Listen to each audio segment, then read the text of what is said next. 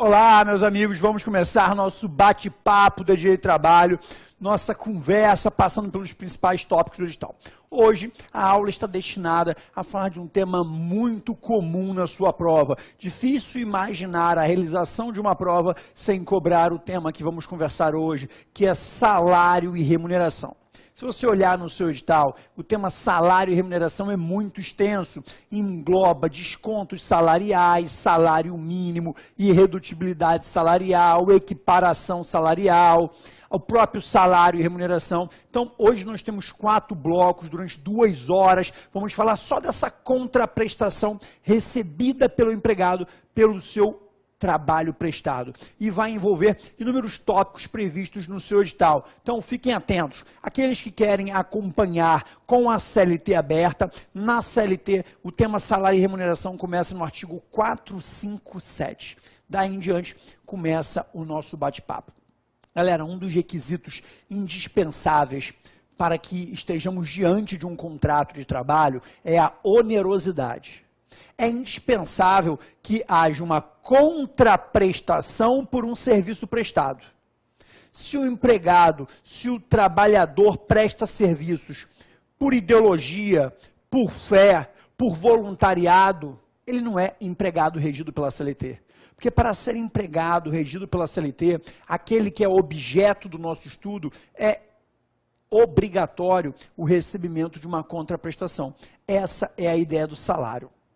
E ao analisarmos a expressão salário e remuneração, existe uma visão clássica de que o salário seria aquele valor fixo ajustado entre empregado e empregador. Você foi contratado para trabalhar aqui conosco e foi ajustado um salário de R$ 1.500.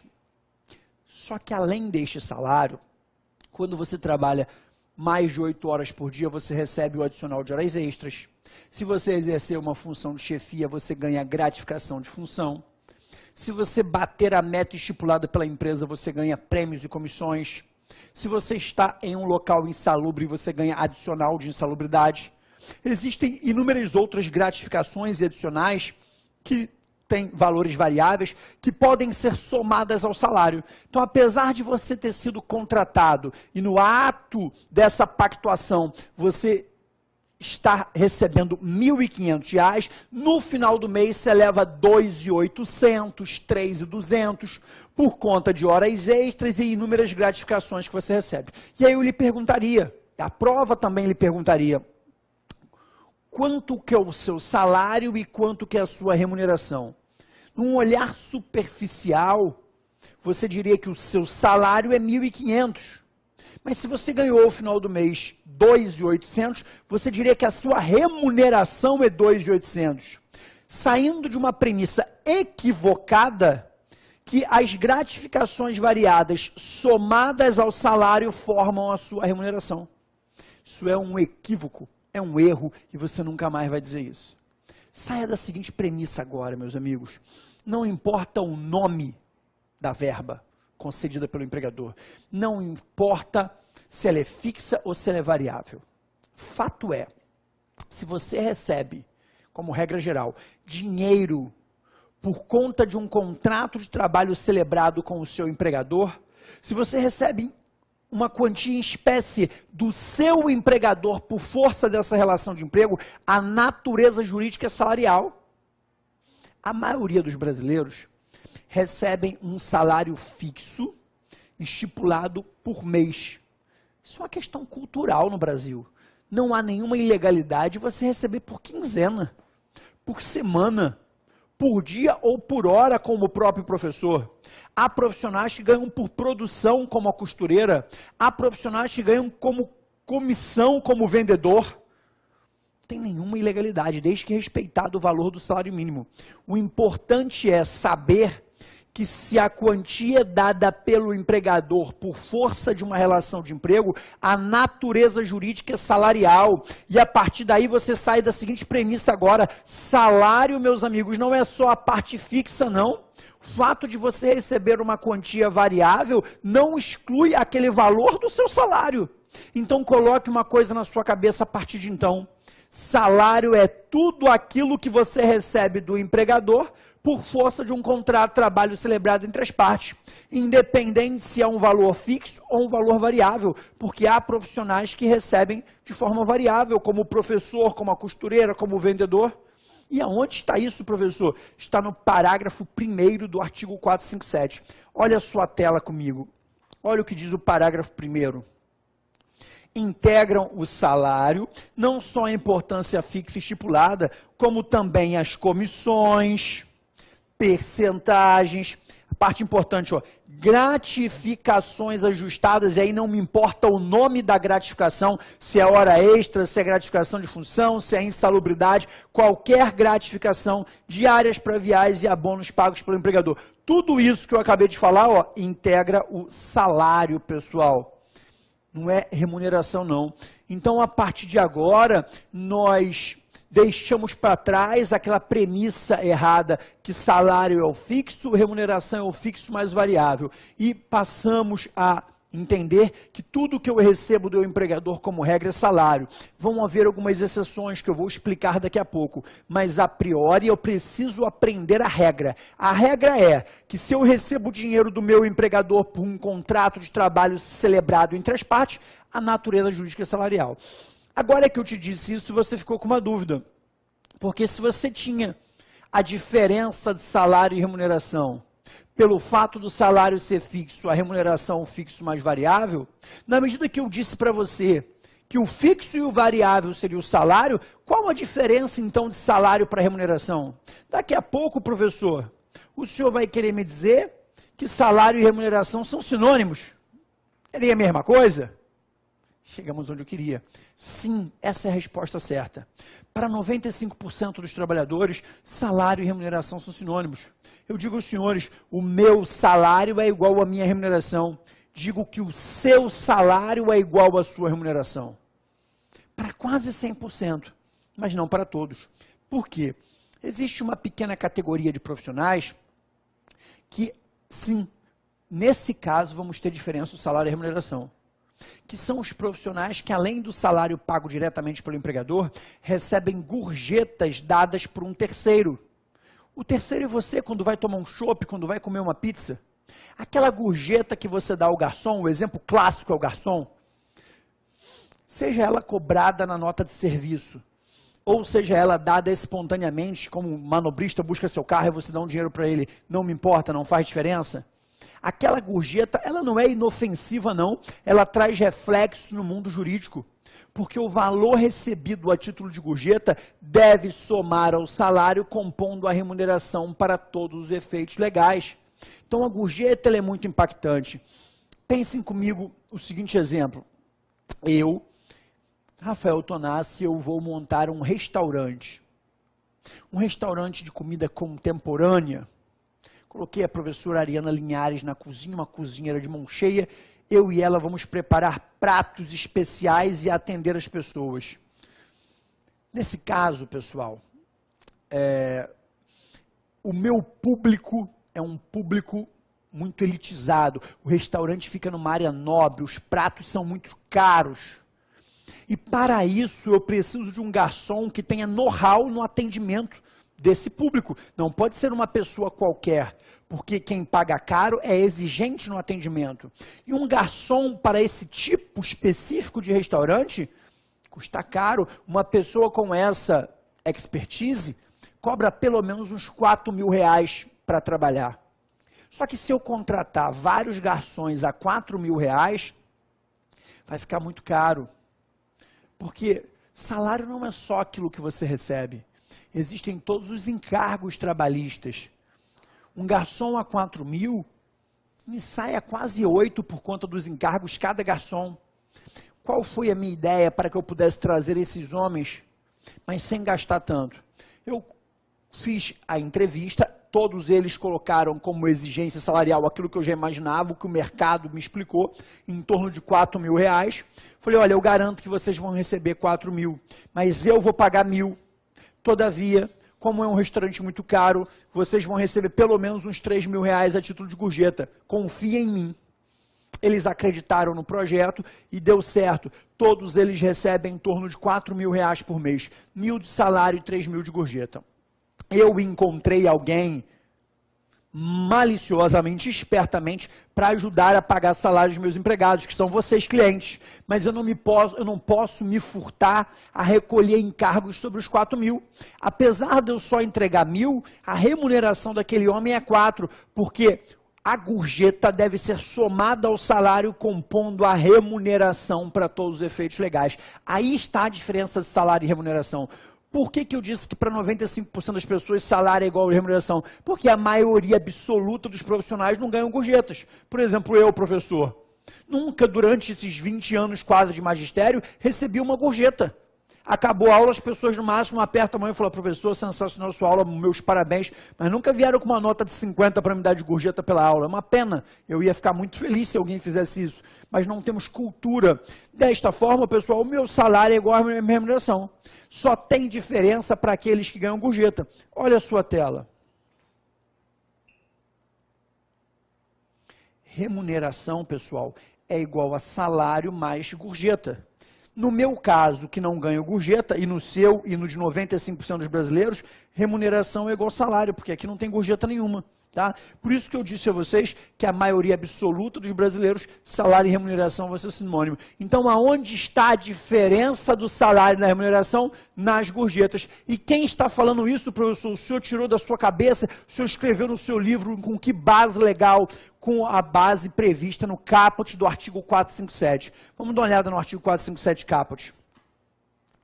Compreende-se na remuneração do empregado, para todos os efeitos legais, além do salário devido e pago diretamente pelo empregador, como contraprestação de serviços, as gorjetas que receber.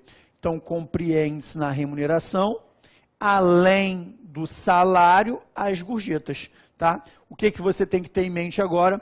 Que as gorjetas, sejam elas cobradas na nota de serviço, sejam elas dadas espontaneamente, elas devem ser somadas ao salário, compondo a remuneração para todos os efeitos legais. Isso é importante. E é indispensável também que os senhores conheçam a exceção prevista na súmula 354 do TST. O que quer dizer?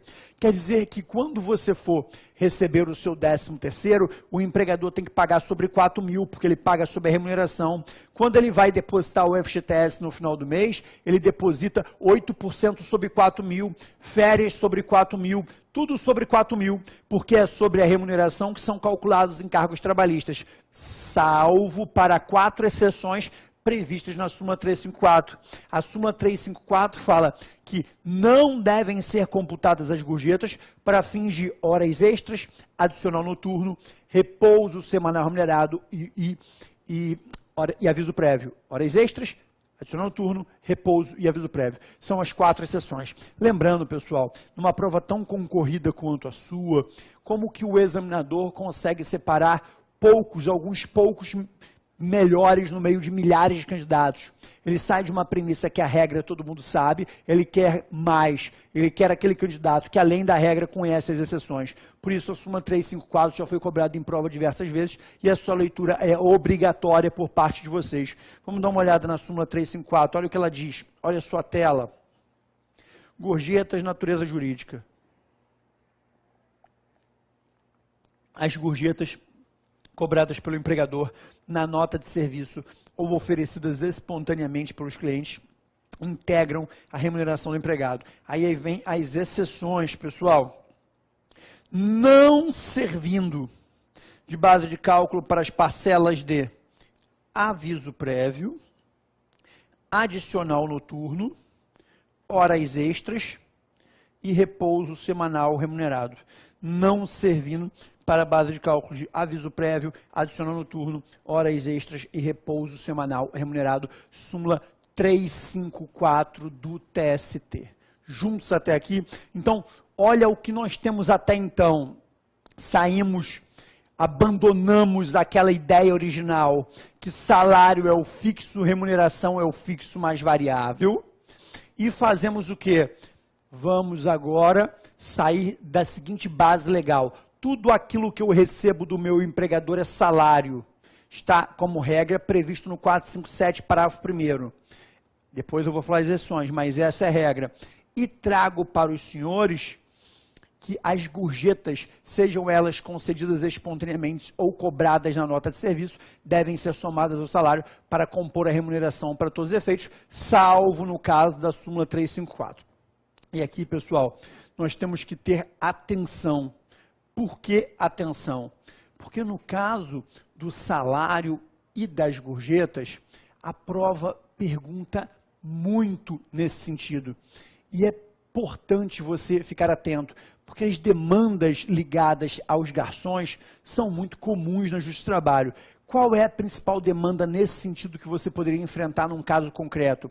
Quase todo garçom, pessoal, ele entra na justiça depois que sai do restaurante. Sabe por quê? Porque o dono do restaurante, isso acontece em 99% dos casos, não registra o valor das gorjetas na carteira de trabalho. Ele se finge de louco e faz todos os recolhimentos sobre R$1.000. Paga 13º sobre R$1.000, férias sobre R$1.000, Previdência Social sobre R$1.000, FGTS sobre R$1.000, fingindo que gorjetas não existe no Brasil para o garçom. Aí o que acontece? Esse garçom, depois dispensado, entra na justiça, tenta demonstrar ao juiz, ingressa no Poder Judiciário buscando a tutela jurisdicional do Estado, que além dos R$1.000 que ele recebia também em média 2, 3, 4 mil de gorjeta. Aí a prova é dele. Como que ele vai fazer essa prova? Através de uma perícia contábil no restaurante, prova testemunhal com outros colegas que trabalhavam com ele e também recebiam valores. Aí a prova é dele, foge a nossa ideia de estudo, é problema dele. Fato é, na teoria, o garçom agora, ele tenta demonstrar que recebia salário mais gorjetas. Comprovado isso em sentença, o juiz, confirmando a tese autoral, vai mandar a empresa pagar a diferença de 13º que não foi paga, diferença de férias, diferença de verbas decisórias, de todas as verbas contratuais e indenizatórias que foram pagas sobre R$1.000, quando na verdade deviam ser pagas sobre R$4.000. Veja que os R$4.000 ele recebeu, não é isso que ele está reclamando. O que ele está reclamando, pessoal, são as diferenças. E essa ele postula na justiça, lembrando que o ônus da prova é de quem alega, é ele quem vai ter que fazer prova aí que recebeu 3, 4 mil reais. Mas isso é muito comum na Justiça do Trabalho. Praticamente tudo que é garçom, quando é dispensado pelo restaurante, busca o Poder Judiciário. Porque a maioria absoluta dos estabelecimentos comerciais não registram o valor total, pagam apenas o valor que ela passa para o reclamante, para o trabalhador. A parte que é dada como gorjeta, ele finge que não está devendo. E aí o empregado, com base no artigo 457, ingressa na justiça com as exceções da súmula 354 do TST. Todas as outras verbas devem ser calculadas sobre o valor também das gorjetas fornecidas. Ok? Só para que nós possamos ficar atentos, olha o parágrafo 3º quando ele fala de gorjeta. Considera-se gorjeta não só a importância espontaneamente dada pelo cliente ao empregado, como também aquela que for cobrada pela empresa ao cliente, como adicional nas contas a qualquer título e destinada à distribuição aos empregados. Tá? Pessoal, não sei se vocês já ouviram falar, não está na CLT, mas você encontra com facilidade em um livro de doutrina, são as gueltas. Se algo for perguntado em prova aos senhores sobre gueltas, G-U-E-L-T-A-S, gueltas, você vai dizer que as gueltas também devem ser somadas ao salário, compondo a remuneração para todos os efeitos. As gueltas, elas se enquadram exatamente igual às gorjetas, tá? Então, trate, se cair em prova, gueltas da mesma forma que você trata as gorjetas. Professor, gueltas está em que artigo da CLT? Não está em nenhum. Gueltas está na doutrina. E o que são gueltas? Eu que não sei o que é isso, professor. Gueltas é um valor recebido pelo trabalhador, que também não é dado pela empresa, mas não é o cliente que dá, é um parceiro comercial do seu empregador que dá. Eu costumo atuar com o seguinte exemplo, o empregador, você trabalha numa loja de eletrodoméstico, Ricardo Eletro, Magazine Luiza, Ponto Frio, não me importa, você está no setor de televisão. E é muito comum que o consumidor pergunte ao vendedor qual era a melhor televisão dentre as opções, porque tem a Sony, tem a Samsung, tem a LG. Eu, professor de direito, não tenho conhecimento técnico o que é melhor, se é uma Samsung, se é uma LG ou se é uma Sony. Agora, o cara que só faz isso na vida deve conhecer qual é melhor. Então, ele está acostumado o dia inteiro, os clientes olharem as três, a diferença de preço é pequena. Uma custa 4.000, a outra custa 4.200, a outra custa 4.300, a Sony custa 4.000, a LG 4.200 e a Samsung 4.300, todas de 42 polegadas. Eu cheguei e fiquei olhando, estou na dúvida qual que eu compro. Pensei, essa Samsung deve ser a melhor, 4.300, diferença de R$300, acho que eu vou levar ela. Aí perguntei ao vendedor, o que você acha, hein? Estou pensando em comprar essa Samsung. Aí o vendedor chegou para mim e falou, olha, gostei de você é um cara simpático, vou ser sincero para você, eu não devia nem ser vendedor, porque eu não sei ser vendedor, o meu papel era falar para você que essa Samsung é melhor, porque você pagando 4.300, minha comissão aumenta. Mas eu vou ser sincero, mas eu semana passada comprei uma Sony. Essa Sony é sensacional, melhor imagem, não dá problema, não vem uma pessoa aqui na loja reclamar da Sony, a Samsung toda hora está trocando, a LG, a reposição é ruim, agora a Sony, rapaz, uma tecnologia inovadora, é como se fosse uma geração acima das outras. Eu comprei, nunca tive um problema, é sensacional, minha família também comprou, meu cunhado comprou no ano passado, ó, a imagem, dá para ver a olho nu que a imagem da Sony é melhor. Eu não sei nem porque eu estou te falando isso, porque a Sony é mais barata, né? Mas compra a Sony. Vai por mim. Você acha que eu vou comprar o quê? Lógico que eu vou comprar a Sony. O cara que é especialista, que só vende televisão, me indicou a Sony, ainda por cima ela é mais barata. Aí eu, bobão aqui, comprei a Sony, quando na verdade o cara está mal intencionado. Por quê? O representante da Sony foi no Ponto Frio, reuniu os trabalhadores e falou, olha, eu sei que vocês vendem aqui outras marcas concorrentes, mas cada televisão Sony que for vendida aqui, eu pago R$100 ao vendedor. A comissão do cara é 2%. Ele ganha do Ponto Frio R$30 pela televisão lá, 40. A Sony está dando mais 100? Você acha que ele vai vender o quê? Lógico que ele só vai vender Sony a partir de agora. O nome desse dinheiro que o representante da Sony dá para o vendedor do Ponto Frio se chama gueltas. Veja que o vendedor do Ponto Frio não tem relação jurídica com a Sony. Ele não é empregado da Sony. Mas a Sony dá um dinheiro por fora para incentivar ele a vender o produto Sony. Isso acontece muito na indústria farmacêutica, onde você chega no balcão e pede um remédio para resfriado. Tem umas 10 marcas diferentes, pessoal. Aí o balconista daquela indústria, da Eurofarma, da Merck, de tantas outras indústrias farmacêuticas, que a indústria dá um dinheiro por fora para ele.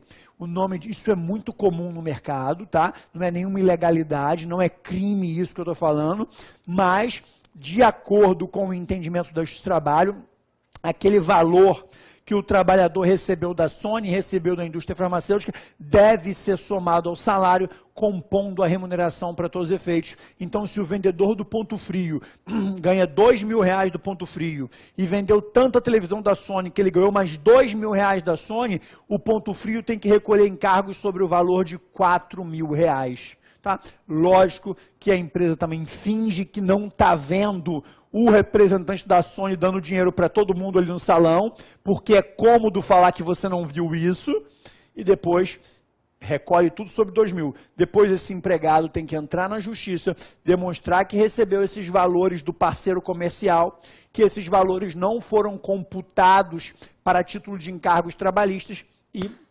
pedir o reflexo dessas verbas em todo o contrato de trabalho. Isso são gueltas, tá? Professor, eu não vou encontrar isso na CLT? Não vai. Tem alguma súmula ou orientação jurisprudencial a respeito? Também não.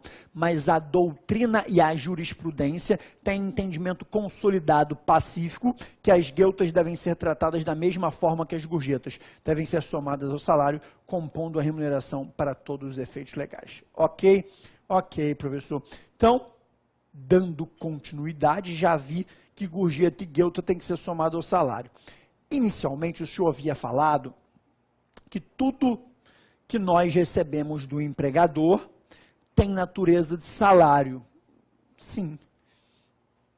Mas o senhor disse que teriam algumas exceções. e temos. Vamos agora às exceções.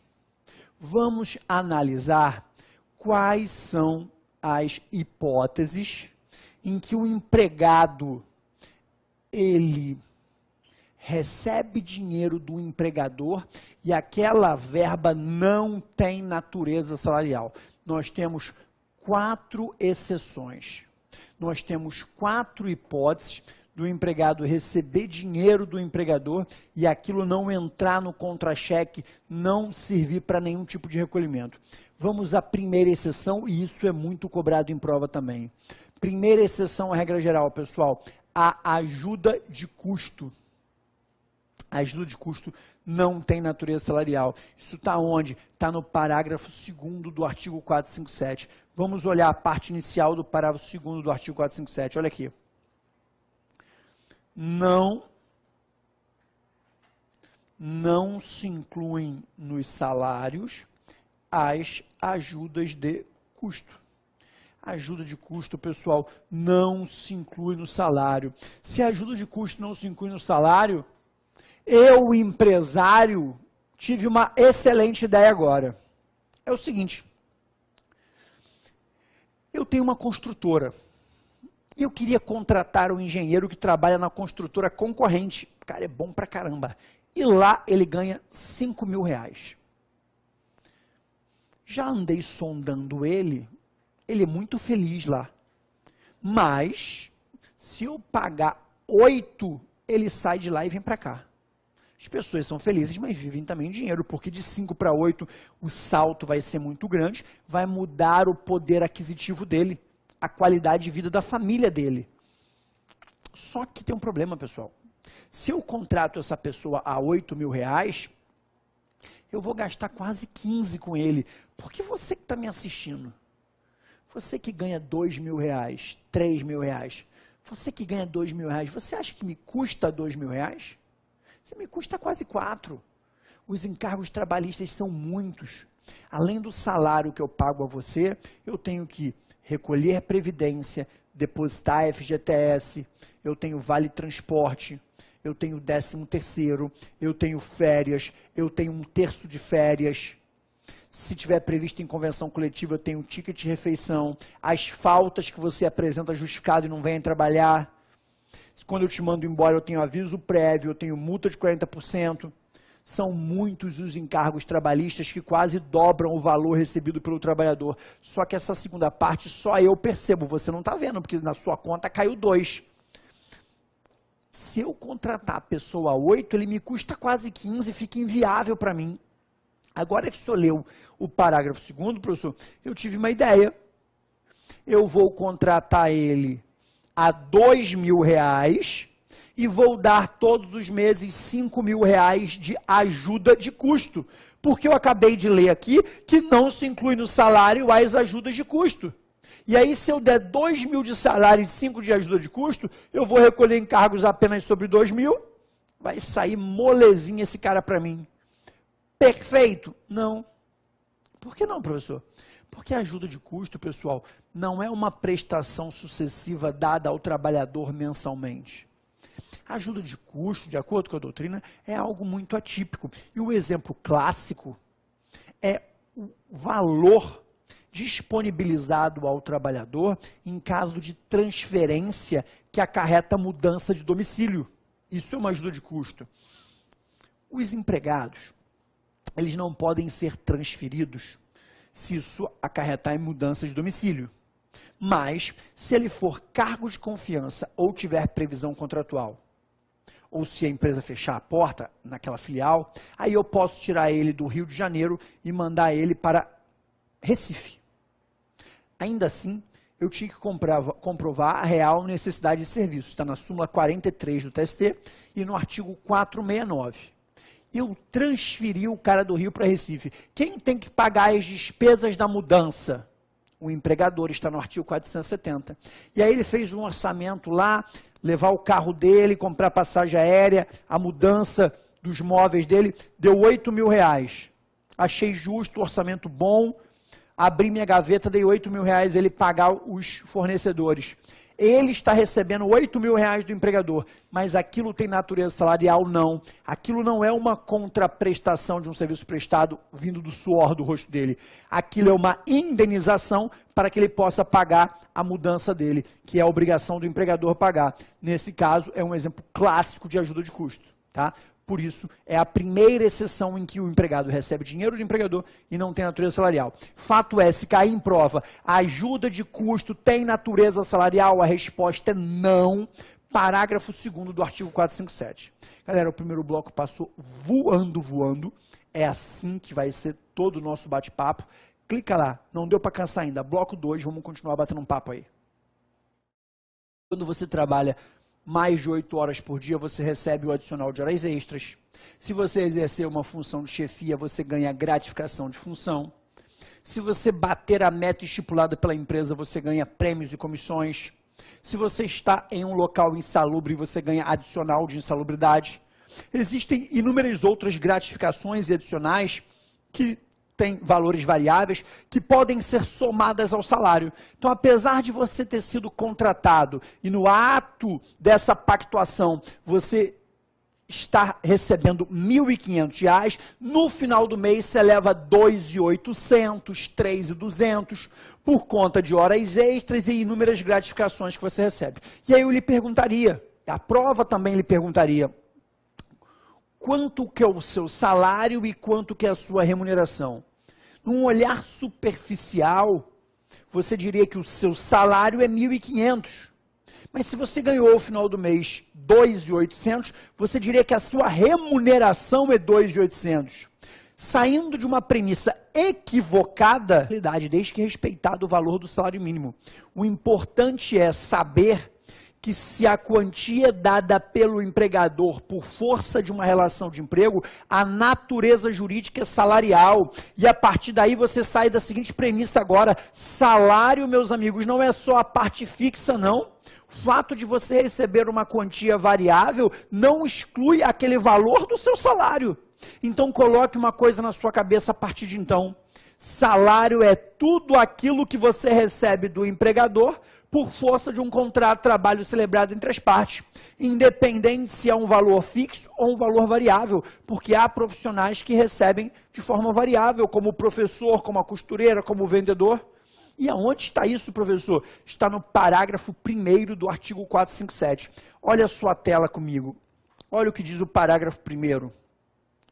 Integram o salário, não só a importância fixa estipulada, como também as comissões, percentagens, a parte importante, ó, gratificações ajustadas, que as gratificações variadas somadas ao salário formam a sua remuneração. Isso é um equívoco, é um erro e você nunca mais vai dizer isso. Saia da seguinte premissa agora, meus amigos. Não importa o nome da verba concedida pelo empregador. Não importa se ela é fixa ou se ela é variável. Fato é, se você recebe, como regra geral, dinheiro por conta de um contrato de trabalho celebrado com o seu empregador, se você recebe uma quantia em espécie do seu empregador por força dessa relação de emprego, a natureza jurídica é salarial. A maioria dos brasileiros recebem um salário fixo estipulado por mês. Isso é uma questão cultural no Brasil. Não há nenhuma ilegalidade você receber por quinzena, por semana, por dia ou por hora, como o próprio professor. Há profissionais que ganham por produção, como a costureira. Há profissionais que ganham como comissão, como vendedor. Não tem nenhuma ilegalidade.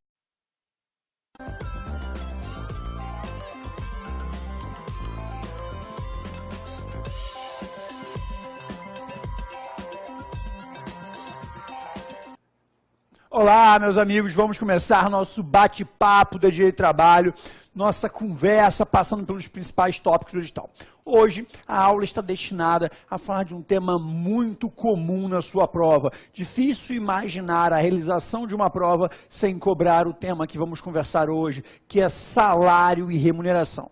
Se você olhar no seu edital, o tema salário e remuneração é muito extenso, engloba descontos salariais, salário mínimo, irredutibilidade salarial, equiparação salarial, o próprio salário e remuneração. Então, hoje nós temos 4 blocos, durante 2 horas, vamos falar só dessa contraprestação recebida pelo empregado pelo seu trabalho prestado. E vai envolver inúmeros tópicos previstos no seu edital. Então, fiquem atentos. Aqueles que querem acompanhar com a CLT aberta, na CLT, o tema salário e remuneração começa no artigo 457.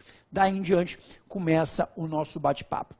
Galera, um dos requisitos indispensáveis para que estejamos diante de um contrato de trabalho é a onerosidade. É indispensável que haja uma contraprestação por um serviço prestado. Se o empregado, se o trabalhador presta serviços por ideologia, por fé, por voluntariado, ele não é empregado regido pela CLT. Porque para ser empregado regido pela CLT, aquele que é objeto do nosso estudo, é obrigatório o recebimento de uma contraprestação. Essa é a ideia do salário. E ao analisarmos a expressão salário e remuneração, existe uma visão clássica de que o salário seria aquele valor fixo ajustado entre empregado e empregador. Você foi contratado para trabalhar aqui conosco e foi ajustado um salário de R$ 1.500.